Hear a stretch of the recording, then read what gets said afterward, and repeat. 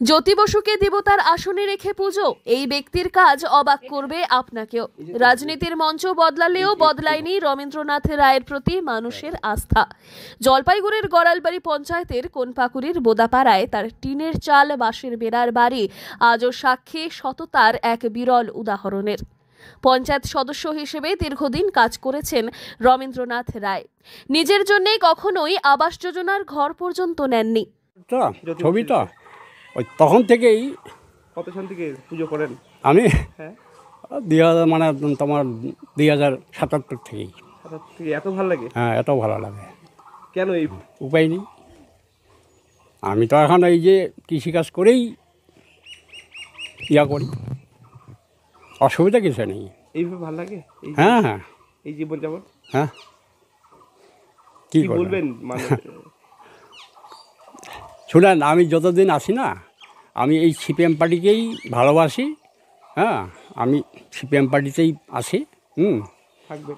তার 4 বিঘা কৃষি জমি একমাত্র সম্পত্তি। এই সততা নিষ্ঠার জন্যে এলাকাবাসীর অকুণ্ঠ সমর্থন আজও রয়েছে তারই সঙ্গে।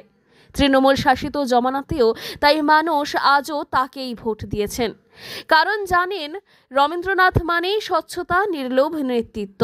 এই পরিবারে সততার শিক্ষা উত্তরাধিকার সূত্রেই এসেছে।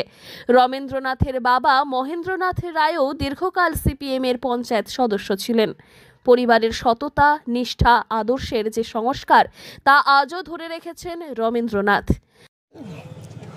আমার মনে হয় বিঘা চারিক জায়গা জমি আছে।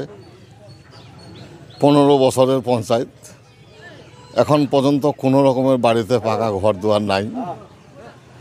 ওর বাবা এক সময় বামফ্রন্টের আমলে 7.5 বছরের প্রধান ছিল এই অঞ্চলের। এটা গোড়ালবাড়ি অঞ্চল।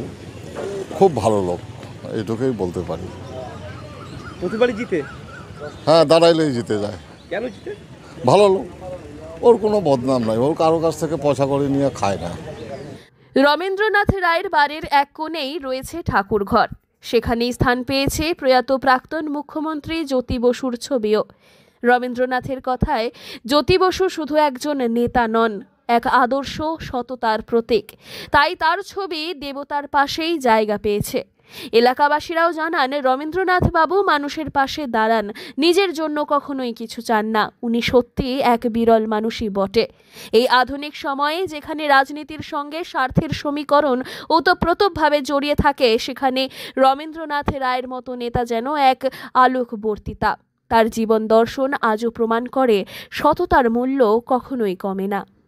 জলপাইগুড়ি থেকে সুরজিৎ দে রিপোর্ট, লোকাল 8।